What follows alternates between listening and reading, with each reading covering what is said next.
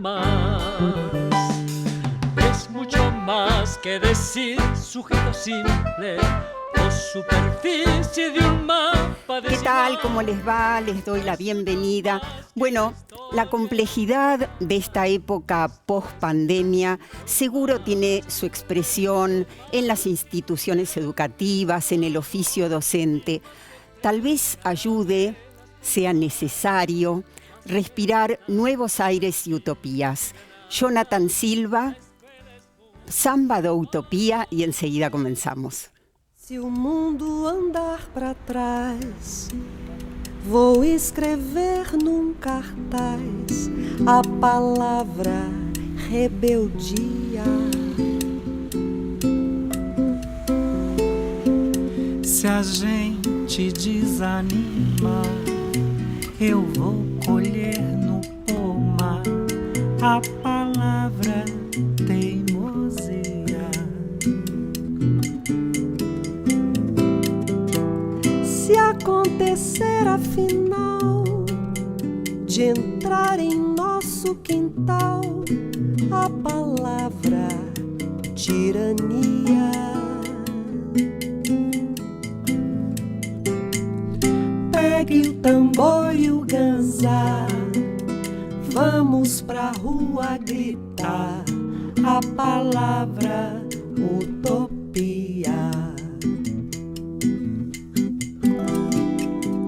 Se o mundo ficar pesado, eu vou pedir emprestado a palavra poesia.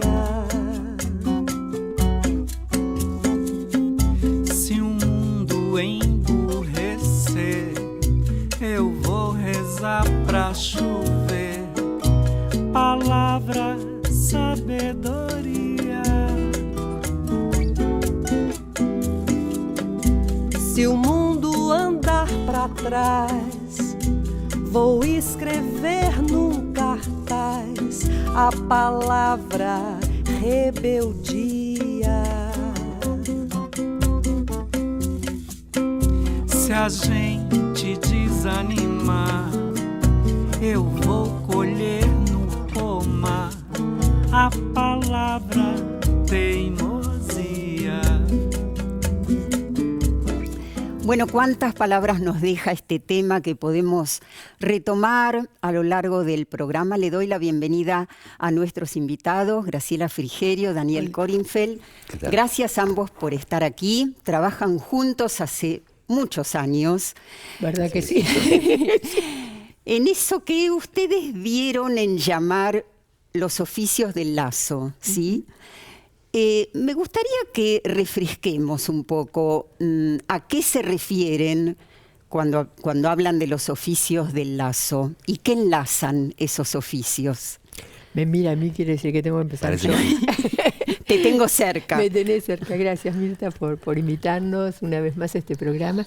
A ver, me parece que la expresión oficios del lazo es una expresión con la que venimos trabajando hace muchos años. Fue metamorfoseándose también, ¿no? Ajá. Me acuerdo hace mucho tiempo, ¿te acuerdas, Dani? Gaby Dicker hablaba de los oficios del frente. Es decir, esos oficios que ponen a los oficiantes, bueno, ahí cara a cara con las dificultades, con lo desgarrado, con aquello que necesita una cierta actividad de reconstrucción. Oficios en los que se pone el cuerpo. Oficios en los que se pone el cuerpo y para los que es importantísimo poner la cabeza para no perderla, ¿no? Entonces, también Laurence Cornu, que vos conociste y que estuvo aquí contigo y que es conocida seguramente de los que nos escuchan, ella hablaba de los oficios de acompañamiento y los llamaba también los oficios de hacer humanidad. Así que, como ves, oficios del lazo apunta a dos cosas. Una, vamos a remarcar, decimos oficios, no decimos profesiones. Eso ya es una opción teórico-política, si querés. Es algo más artesanal. Es algo más artesanal en el sentido en que Sennett lo trabaja, pero también recuperamos una vieja historia que Agamben retoma, donde la palabra oficio tenía que ver con hacerse cargo y responsable de una situación y tenía que ver con sostener algo de la vida en común, de lo público. Entonces, nos gusta gustan las dos vertientes, ¿no? Es decir, la que va por el lado del artesanado y lo que va por el lado de un trabajo hacia un mundo común. Y el lazo, que es una palabra que nos parece también importante, que tiene larga historia, me parece que no hay tejido social, ¿no?, si no hay una posibilidad de conexión, de cierta relación, de cierto anudamiento, que exige también, y esto creo que los dos insistiríamos en esto, también importa no solo el hecho de enlazar, tampoco se trata de enlazar cualquier cosa, y a veces hay que poder soltar, ¿no? Es decir, es un trabajo seguro. de enhebrar y desenhebrar, juntar y separar, en fin, no sé, Dani. Y hay otro elemento, bueno, primero, gracias, contento de estar nuevamente acá en tu programa, Mirta. Contentos de tenerlo, sí. Bueno. No, hay un elemento que es importante porque me parece que la idea de Oficios del Lazo también apunta como a romper o ir en contra de algunas fragmentaciones de un conjunto de oficios que están más interrelacionados de lo que pensamos, ¿no? De romper un poco esta idea de fragmentación, de que quien está en un oficio educador no tiene nada que ver con alguien que está vinculado con la salud o con el acompañamiento, claro, de niños y adolescentes, en fin. También hay una idea de un transdisciplina, transsistemas. Sí, o lo que otros llaman articular. Exactamente. Sí. Entonces, ese modo de pensar me parece que, y encontramos como, bueno, lenguajes comunes, problemas comunes. Por eso dicho en plural, entonces. Exacto, también. Exactamente. ¿No? Entonces, sí, porque... me parece que ahí hay un aporte que la verdad que también, como todas las cosas que todos los que estamos en estos oficios estamos inventando, probando. Y cuando nos encontramos con los oficiantes del campo de la salud, del campo de la educación, del campo del trabajo social, ponemos a prueba estas ideas y tratamos de juntos enhebrar ahí algo precisamente de los problemas y de las vías de solución ante los problemas que tenemos, ¿no? Ustedes trabajaron juntos, los oficios del Lazo, también trabajaron juntos temas relacionados con las instituciones, puntualmente educativas y seguramente no solo. Ahora, pensaba, un siglo atrás se hablaba de las escuelas, ni siquiera se hablaba de sistema educativo. Hoy se habla de instituciones educativas. ¿Qué pasó en ese pasaje de escuela a nombrar instituciones educativas? ¿Qué es lo que cambia? ¿Qué caballerosidad? No, pero vos sabés y todos sabemos que Graciela viene trabajando el tema de las instituciones hace mucho tiempo. Es digamos, sin dar categorías, pero es una institucionalista en su gran corazón. Así que me parece que puede arrancar ella con mucha pertinencia. Me acuerdo del libro Las instituciones educativas, cara y seca. Claro, así es, claro. así es. Bueno, va. Ustedes ven que estoy obligada, presionada, no me queda otra. No, yo empezaría por algo que, bueno, retomando tu pregunta, Mirta, por esto que mencionaba Daniel, ¿no? Yo creo que yo soy institucionalista de corazón, como dice Daniel, ¿no? Pero porque también le doy al concepto de institución un peso, un valor, una significación que excede la cuestión organizacional, ¿no? Es decir, yo creo que lo propio de los humanos es crear instituciones. ¿No? Es decir, hay un psicoanalista que me encanta, un italiano, se llama Paolo Lollo. Y Paolo Lollo dice que nosotros los sujetos hacemos algo así como insistituir. ¿No? Es decir, insistimos en crear instituciones. ¿Por qué hacer instituciones? Bueno, hay distintas corrientes de pensamiento, la sociología clínica, ¿no? Como Eugene Enriquez dice, bueno, los hombres necesitamos los sujetos. Acá la cuestión del lenguaje se vuelve siempre... Hay que tener un cuidado hay que bárbaro tener mucho ahora. cuidado, no, y ser muy respetuoso y decir, bueno, ojalá uno pudiera en cada vez poner todas las variaciones, variantes y que nadie se sintiera afuera, ni excluido ni... ¿no? Pero los sujetos, llamemos así, los sujetos hacemos instituciones porque es necesario, fíjate la expresión de Enriquez, ¿no? Es de exorcizar la violencia originaria, ¿no? Es decir, y por eso soy institucionalista, porque creo en la violencia originaria, y creo que hay que encontrar maneras de darle una forma a eso que nos permita vivir juntos, y una de esas formas se llama sublimación, es el camino del saber, del conocer, del crear, del inventar. Bueno, hay cuestiones que ocurren en algo que llamamos escuela, que la palabra escuela a veces no termina de captar, ¿no? Hay unas historias, hay ideas dando vuelta, hay capas genealógicas, hay sentidos, misiones, fantasmas a veces incluso. Entonces, la idea de institución abre a otro registro de una realidad que es tangible, sin embargo lo institucional suele ser un poco invisible. Entonces, nombrar institución es decir, bueno, acá pasan muchas cosas al mismo tiempo, algunas de las cuales podemos capturar, podemos captar, muchas cosas y tienen que ver con las prácticas, ¿no? Y todas se relacionan. Totalmente interrelacionadas. Ahora, hablábamos hace un momento de hacer lazos. Una cosa es seguramente hacer lazos y otra cosa son las ataduras que sobre todo los docentes muchas veces sienten, ahí lo estamos viendo, cuando están tironeados o por sus superiores, ¿no? O por un currículum rígido o que no se animan a mover. Entonces, yo pensaba en relación a esas ataduras, si un docente puede desatarse solo. Mira, me hacía pensar esto que estabas trayendo de un asunto que tiene que ver con nuestro momento, que es un momento que podemos nombrar como pospandémico, entre comillas. Sí. Y pensaba en varias investigaciones que tienen que ver con lo comunitario y con lo institucional, que fueron planteando cómo la situación de pandemia, esta situación global que nos capturó a todos, una situación que, bueno, como todos sabemos, que fue un momento de incertidumbre muy profundo, que hubo un conjunto de pérdidas de todo tipo, una desregulación de tiempos y espacios, y sin embargo hubo algunas experiencias o algunas situaciones que hoy todavía me parece podríamos como recuperar, hacer nuestra historia reciente de esto que pasó. Y tiene que ver precisamente con el tema de las ataduras en un punto. ¿Por qué? Porque lo que demuestran en general estas investigaciones es que en momentos tan disruptivos, tan desorganizadores y desorganizantes, desestructurantes, subjetivamente y colectivamente, lo que se gana es saber que hay un conjunto, que todo está conectado. Que hay un conjunto de interconexiones fundamentales, por una parte, ¿no? Que la ecología, con la economía, la economía con la salud con la educación. La política. Con la política, indudablemente, ¿no? Mucho más de lo que habitualmente estamos predispuestos a conocer o a saber que esto está funcionando.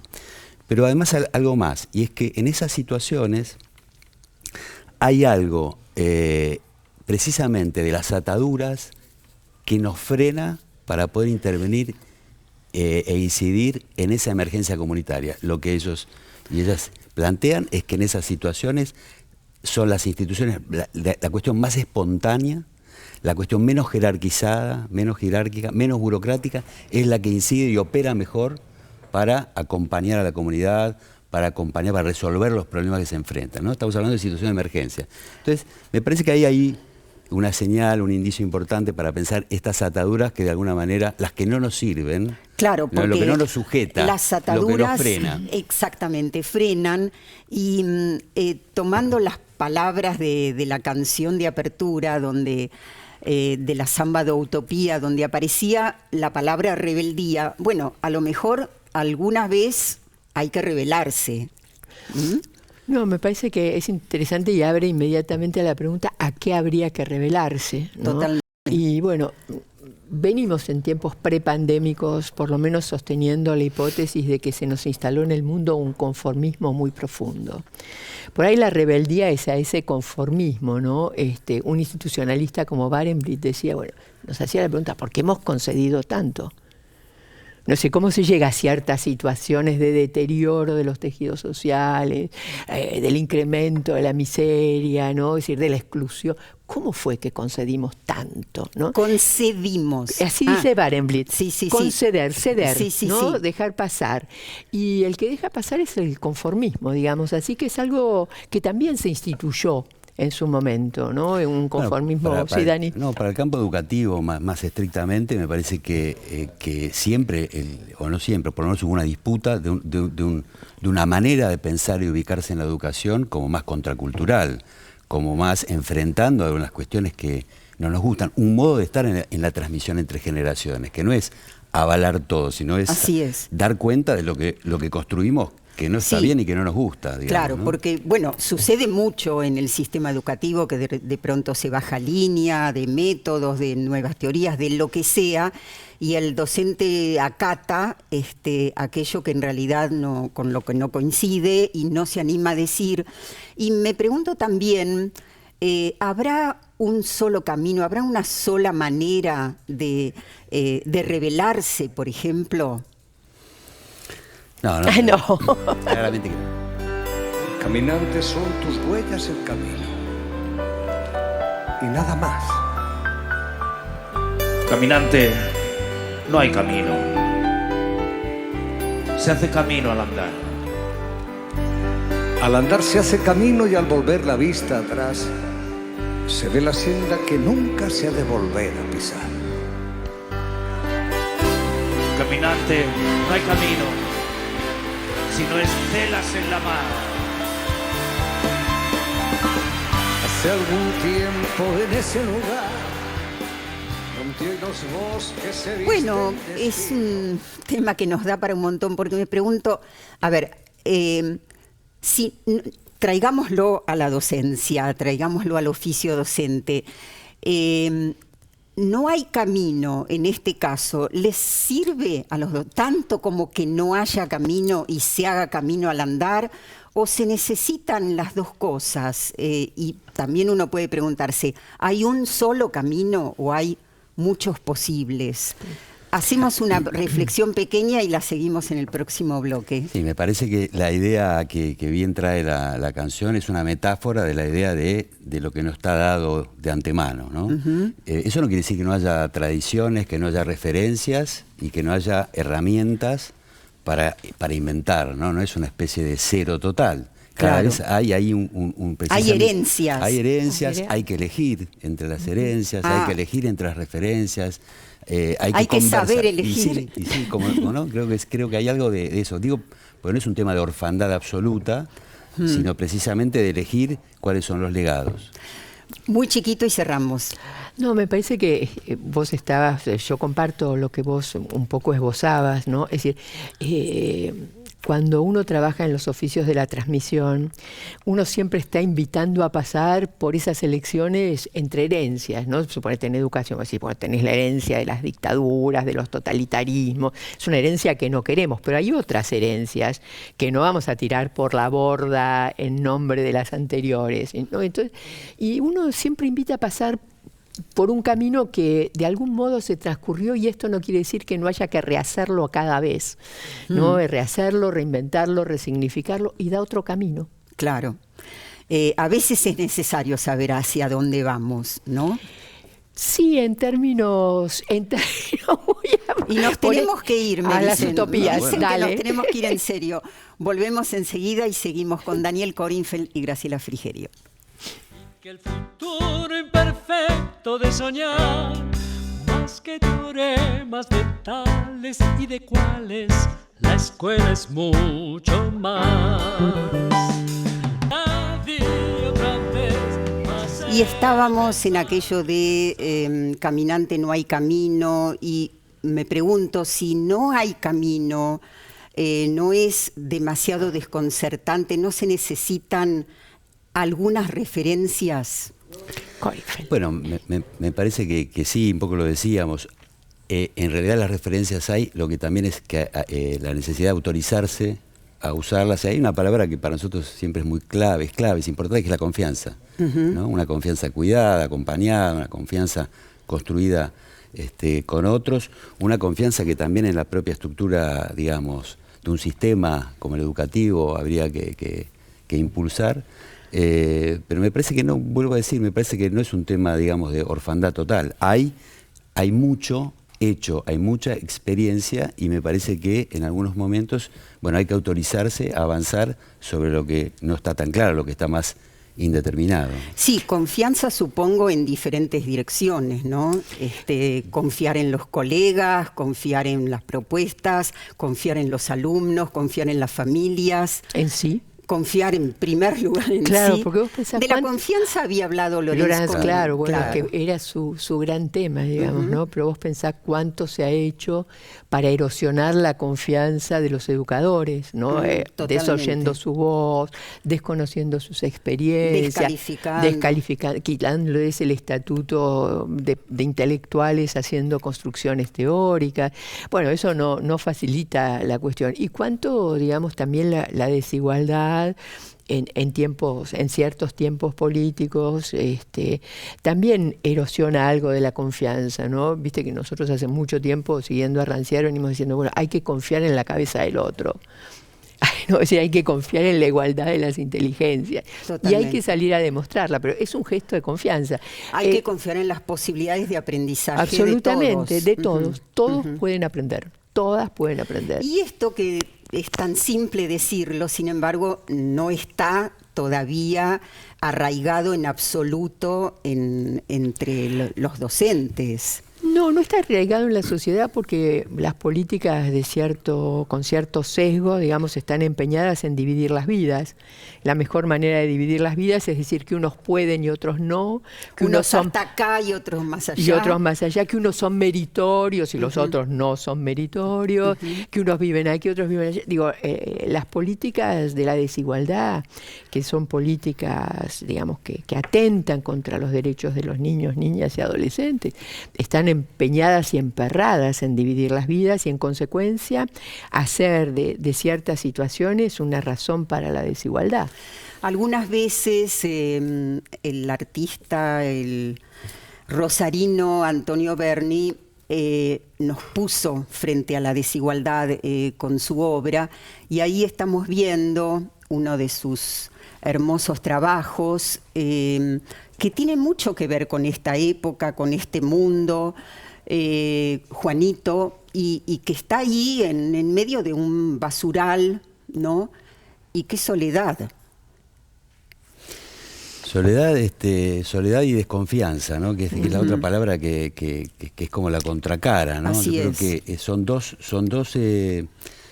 rasgos de la época, son dos, a veces, resultado de políticas o de modos de mirar el lazo social. Y hoy en día me parece que para pensar la educación está cada vez más imbricada, por supuesto, como lo estuvo siempre, pero con el contexto sociocultural. Entonces, muchas de las cuestiones que nos podemos plantear para el campo educativo, inmediatamente nos las estamos planteando para el conjunto social, ¿no? Entonces, no es en ese sentido claramente una isla, tiene algunas lógicas propias, hay algunas cosas y muy modificables dentro del sistema, pero me parece que pensarlo, propugnar, digamos, propiciar la soledad de cada quien y propiciar digamos, la desconfianza en el otro, es precisamente algo que atenta contra el lazo social y el lazo educativo.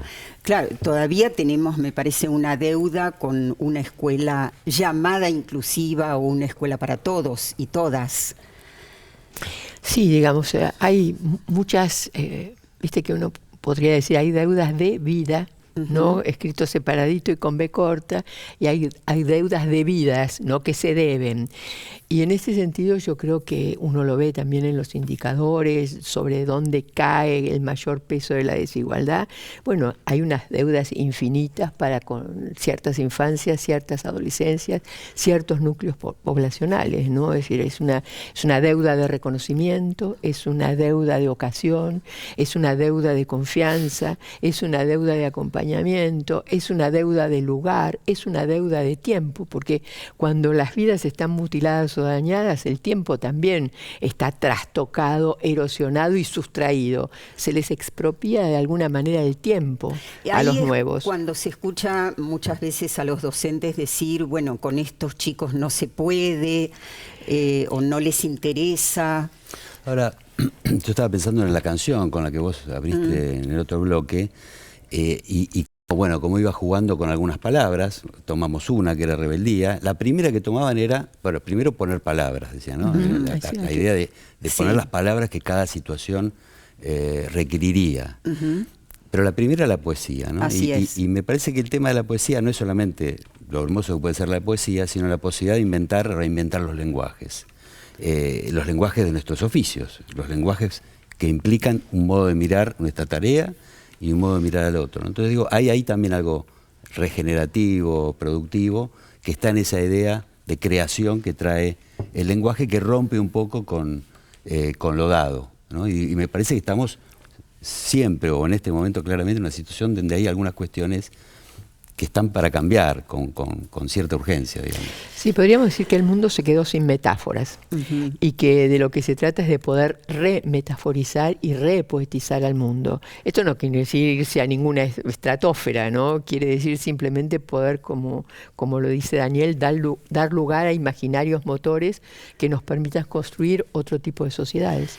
Bueno, eso requiere seguramente transformaciones, cambios, estar abierto al cambio y saber, bueno, por ahí Magritte de alguna manera también en esa imagen que estamos viendo, algo nos dice. ¿Qué les dice? No, Magritte era un tipo genial que trabajaba justamente dando vuelta a las cosas, ¿no? Volviendo visible lo invisible y dando la posibilidad de volver a observar al mundo ahí justamente donde los roles se invertían, el color se invertía, ¿no? Y por supuesto que ahí está en juego algo del orden de la transformación, sino de la metamorfosis, ¿no? La idea de poder mirar algo de otras maneras, de pararse de otra manera, posicionarse de otra manera, y está muy... poder ver otra cosa. Ver otra cosa ahí donde de lo primero que vemos, ¿no? Sí, o ver desde otras perspectivas, ¿no? Qué importante a veces cuando... Bueno, ustedes suelen tener encuentros con docentes, conversatorios, como se llaman ahora, y son momentos tan ricos, ¿no? Donde me parece que docentes, directivos, no importa, van abriéndose a mirar de otra manera las situaciones, desde otras perspectivas. Creo que en esa obra de Magritte, bueno, esas hojas que se transforman además nada más y nada menos que en pájaros, ¿no? Hay situaciones que a veces parecen sin salida. Hablábamos de los caminos y hay callejones sin salida, o la sensación a veces de eso. Porque muchas veces también vemos que los docentes están con sentimientos de impotencia. Seguramente habrás escuchado decir que ellos dicen que una cosa es la formación y otra cosa es la realidad. Ahora, ¿puede no haber distancia entre la formación y la realidad? ¿O es inevitable?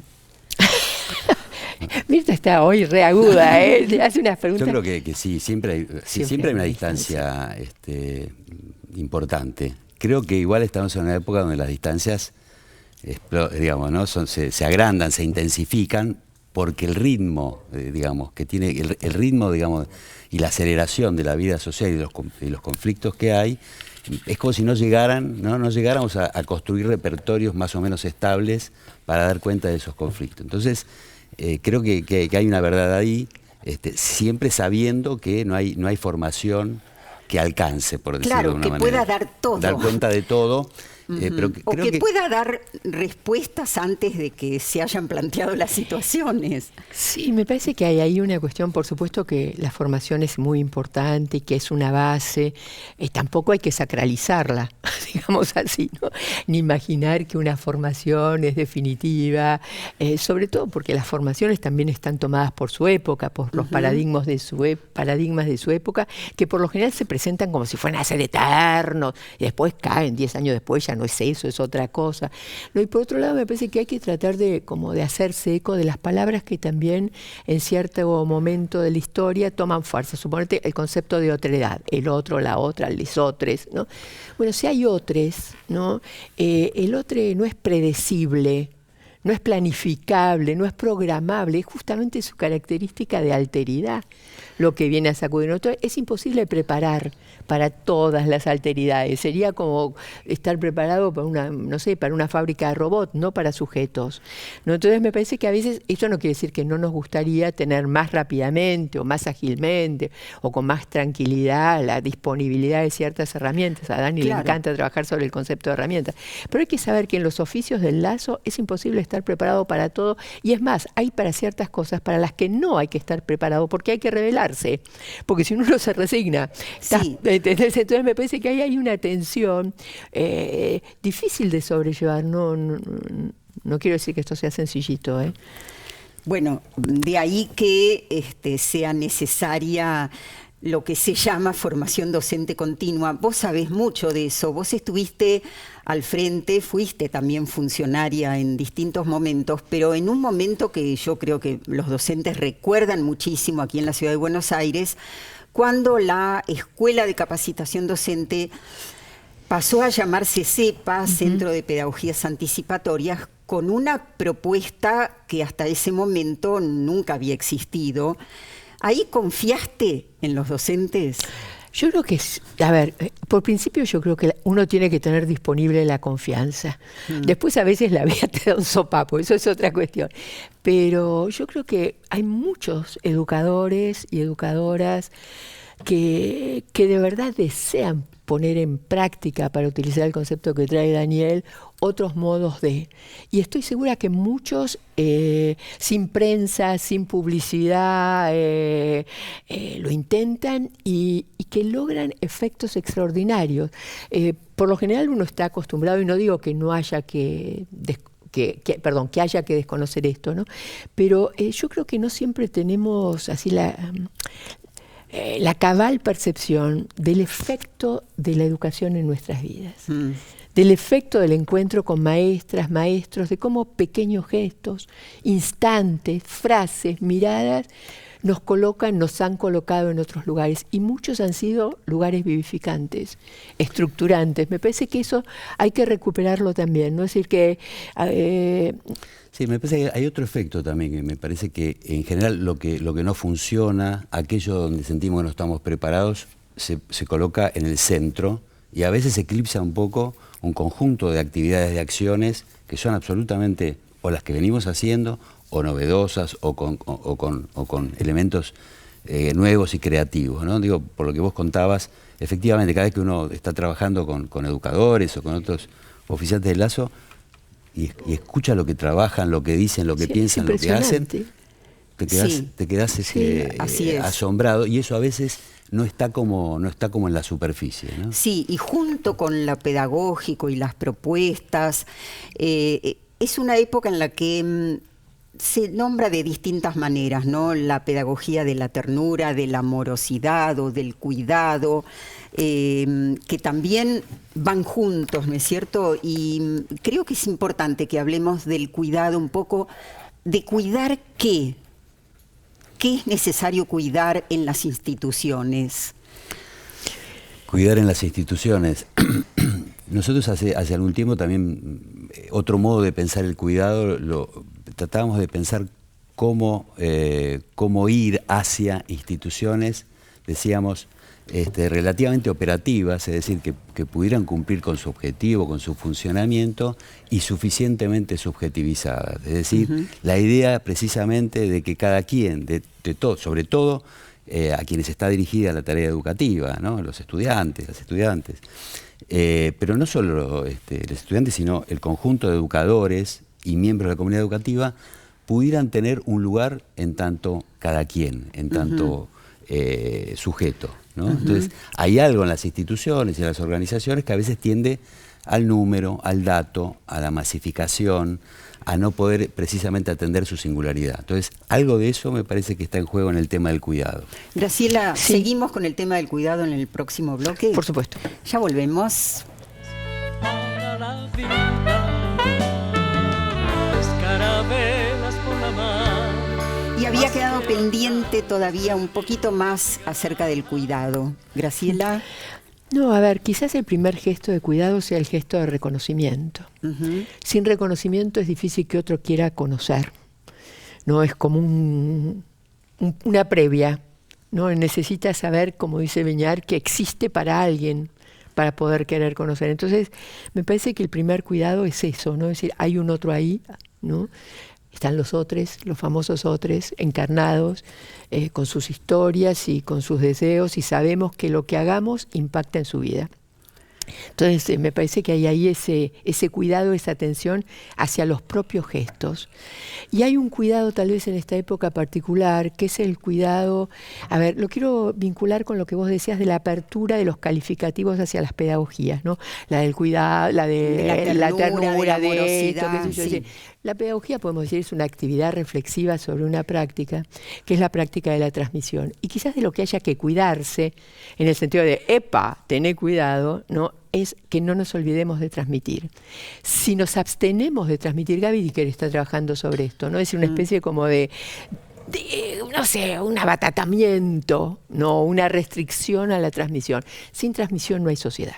Y me parece que ese es el mayor cuidado en los dos sentidos, ¿no? De prestar atención y de advertir a la vez. Sí. Claro, en épocas de crisis como ha sido el 2001 y las escuelas eran algo así como aguantaderos y solo comedores, no alcanzaba.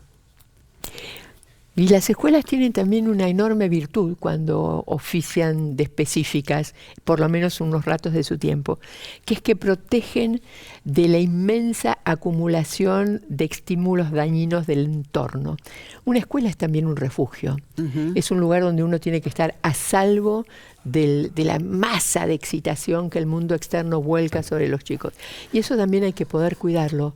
No, una escuela no está desconectada del contexto, pero tiene que saber también hacer de amortiguador, Sí, no de negador, de amortiguador. Tomando esto que decís, claro, siempre el riesgo, viste, los bandeos, ¿no? Es que la escuela sea, se baste a sí misma, sea excesivamente endogámico, empieza y termine en sí misma, y no estamos diciendo, y no se abra a otros textos, a otros mundos. No estamos diciendo encierro ni endogamia. Claro. A veces la escuela ha tenido que encerrarse. Pensá en los tiempos de dictadura, cuando había que disimular lo que pasaba dentro de la escuela para poder enseñar. Ahí había protección. Ahí era un refugio. Ahora, si vos Sí. sostenés el refugio y te hablas del mundo, es obvio que algo de la institución languidece.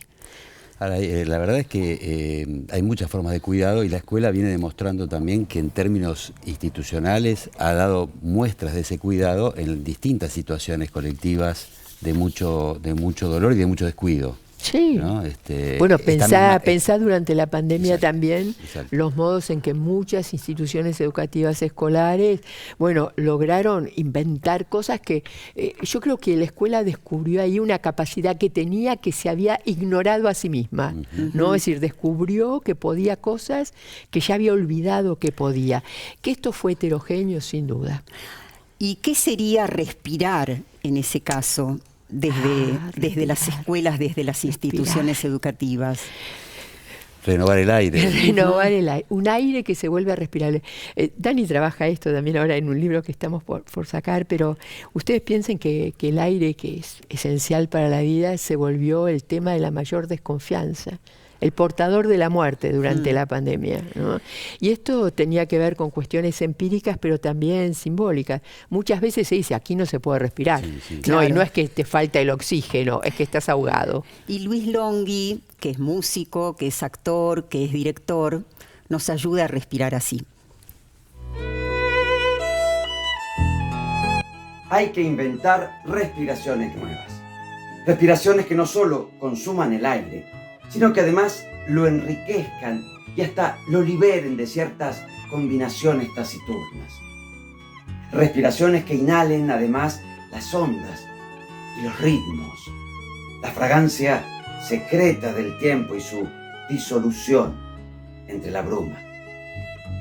Respiraciones que acompañen a aquel que las respire. Respiraciones hacia adentro del sueño, del amor y la muerte.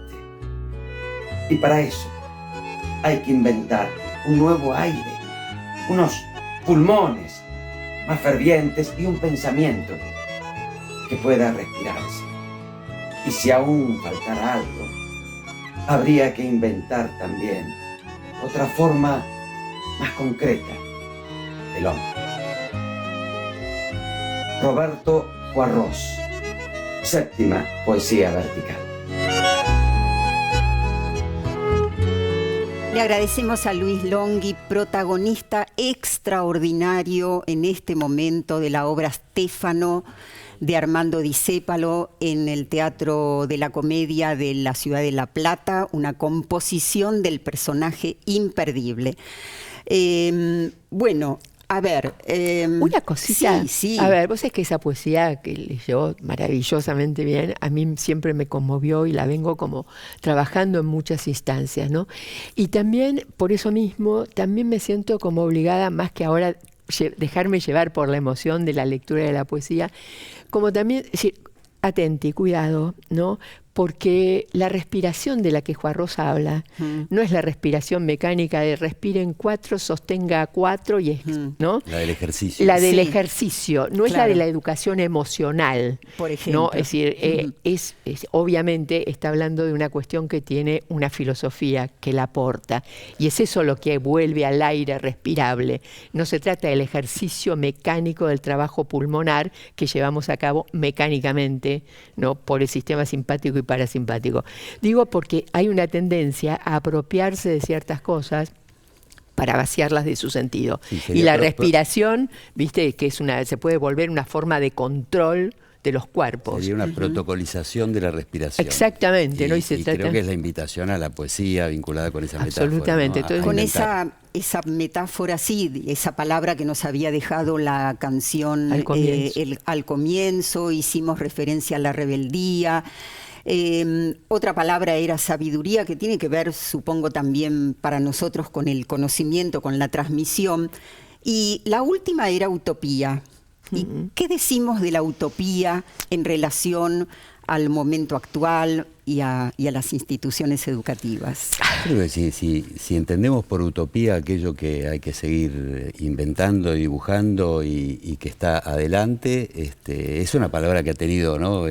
Su buena prensa. Su buena prensa y su mala prensa, también. ¿no? Cuando decimos que han caído esos grandes relatos que eran utópicos. Yo creo que es una palabra para resignificar. No hay modo de que no haya algo por venir y por pensar hacia adelante. Quedan utopías. Absolutamente. Queda lo deseable de un mundo común posible en el que se pueda vivir en paz y vemos cuán lejos estamos. Sí, en el que todos puedan tener cabida. Y a esto hace referencia Galeano. ¿Hay espacio para la utopía todavía en el mundo de hoy? Sí, en el sentido que le dio Fernando Birri, en una frase que injustamente se me atribuye. En uno de mis libros yo cité una frase de él, diciendo que era de él, pero la gente me la atribuye a mí. Bueno, pobre Fernando, pero es de él la frase. Estábamos juntos en Cartagena de Indias, la bellísima ciudad de la costa colombiana, y dimos una charla juntos en la universidad. Un poco al estilo de los sobrinos del Pato Donald, o sea, cada uno empezaba la frase que el otro terminaba y así. Y al final, charlando con los estudiantes, uno se levantó y le preguntó a él, no a mí, ¿para qué sirve la utopía? Y él respondió de la mejor manera. Yo nunca escuché una respuesta mejor. Él dijo que esa pregunta él se la hacía todos los días. ¿Para qué servía la utopía? Si es que la utopía servía para algo. Dijo, porque fíjense ustedes que la utopía está en el horizonte. Y si está en el horizonte yo nunca la voy a alcanzar.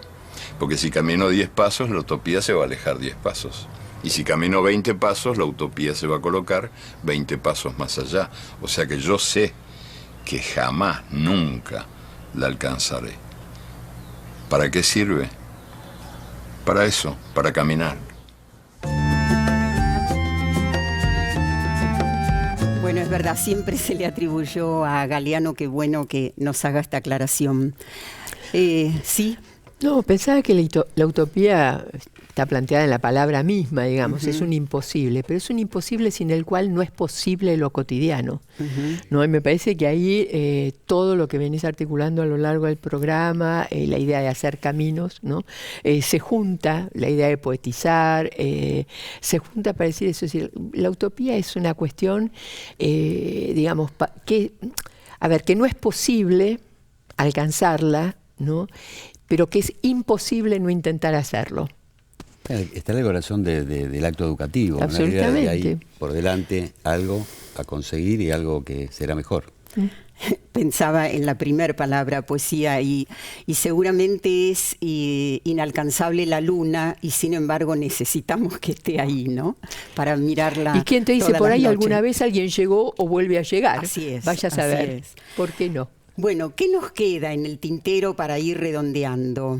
A ver, estábamos en las instituciones y que las instituciones seguramente necesitan innovarse y por muchos motivos, algunos vos mencionabas, pero cambia la época y se expresa ahora en la presencia de la tecnología, en los cambios en la familia, hablamos de infancias y adolescencias en plural y antes no era así. Entonces, ¿cómo se acomodan a todo eso las instituciones? Cómo se acomodan las instituciones y en ese sentido, en este caso hablando de educación, los educadores, las educadoras, es decir, realmente es una situación, como decíamos antes, esta aceleración de este tiempo acelerado y cambiante y con pocos puntos de referencia, son desafíos importantes, porque cada vez, y esto se escucha mucho en las escuelas, como que cada año, ¿no? Antes era cada tanto tiempo, ahora cada año hay algo nuevo, algo frente a lo cual no sabríamos en principio cómo actuar, cómo pensarlo, cómo entenderlo. Efectivamente requiere de mucha energía y de mucho trabajo, y ahí volvemos a este punto inicial, mucho trabajo en común, mucho trabajo entre varios, luchando contra las fragmentaciones y contra la soledad, que es algo que es un mal de época, un mal que además tiene sus sentidos a veces. Ustedes saben que la idea de la soledad está como muy vinculado al autoritarismo, ¿no? Los regímenes que más propugnan, digamos así, o los sistemas más propugnan la soledad, son los que generan un control de cada quien más férreo. Y al mismo tiempo, ligado al individualismo. Exacto. Y al mismo tiempo también hay una relación entre una sociedad que propugna individualidades y soledades y problemáticas vinculadas con la salud mental, ¿no? Esa es otra relación. Y de despedida, Graciela. No, me quedé pensando en esto de los cambios de época, ¿no? Y yo creo que hay una actividad que no hay que olvidar, que es que los cambios no son buenos en sí necesariamente todos. Y uno no tiene por qué ser simplemente un adaptacionista a demandas que no se analizaron, ni seguir corrientes cuyos efectos no se pensaron, ¿no? Y creo que hay una tendencia a sacralizar, ¿no?, lo que emerge en una época, lo nuevo, como si eso fuera a aportar efectos benéficos. Y hay mucha gente y mucha investigación hecha que ya lo pone en duda. No se trata de ser nostálgico, tampoco se trata de correr en una fuga hacia adelante que no pasó por el pensamiento crítico. Claro, de no ser cordero, ¿no? Por ejemplo. Por ejemplo. Nos vamos a la bibliografía, ¿sí? Dale. Y el primer libro que vamos a ver, y quiero agradecer mucho a la editorial, que no menciono, pero agradezco, es interesante que tiene su versión artesanal, muy bella y muy bueno para esta época que esté esta posibilidad. Se llama Cosas dichas y desdichas. Y es a propósito de los oficios del lazo, por supuesto. Los coordinadores son nuestros invitados Graciela Frigerio y Daniel Korinfeld. Un renglón sobre este libro, es el último. No, es un libro que surgió también en diálogo con otros colegas, un pequeño grupo llamado Grupo Proyecto, se llama Grupo Proyecto. Y nuestra intención era retomar aquellas expresiones, ¿no?, que escuchamos en los pasillos, en los patios, en las veredas, de las salitas de los hospitales, de las escuelas, de los espacios de discusión. ¿Qué se dice, ¿no? Sí. ¿Y qué hay detrás de lo que se dice? ¿Y qué hay detrás de lo que se dice? ¿Qué es lo que se desdice también en ciertas políticas que anuncian una cosa y después se encaminan hacia otra? Bueno, nosotros estamos yendo del presente hacia atrás, o sea, hemos mostrado el último libro. Así es. Seguimos ahora con Saberes de los Umbrales, los oficios del lazo, también de nuestros invitados, Graciela Frigerio, Daniel Korinfeld y Carmen Rodríguez. ¿Un renglón? Difícil decir, porque esos 3 libros que ahora vas a mencionar, ya son como una trilogía, son distintos momentos del trabajo nuestro, pero de un conjunto de colegas y amigos con los que venimos trabajando, y vamos tomando distintas problemáticas y situaciones actuales y otras de estudios más históricos sobre el tema de los oficios del lazo. Bueno, sí. No, me parece que ahí lo que nosotros quisimos puntuar es la cuestión del pasaje, ¿no? Que es una noción importantísima en el sistema educativo, pero también en el sistema de salud. Y también esto que vos traías a propósito de los tiempos que imponen también como un cambio de posición, como otras miradas, como otros conceptos. Bien, el próximo, las instituciones, saberes en acción, aportes para un pensamiento clínico. Al igual que el próximo que vamos a mostrar, de Graciela Frigerio, Daniel Korinfeld y Carmen Rodríguez, coordinadores, trabajar en instituciones, los oficios del lazo. Y me tengo que despedir de ustedes y me tengo que despedir volando de todos. Vaya. Hablamos mucho en el programa de los caminos y de caminar y de seguir caminando. A veces se puede caminar solos, a veces es muy importante caminar en compañía y a veces se puede hacer un alto en el camino y en ese alto intercambiar, pensar nuevas ideas, estudiar. Bueno, creo que todo con el objetivo, decía Graciela, de dejar huellas, de dejar efectos importantes en la vida de los alumnos y las alumnas. Gracias, hasta la próxima semana.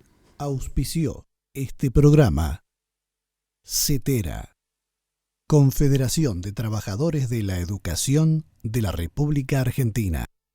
Y más que 3 carabelas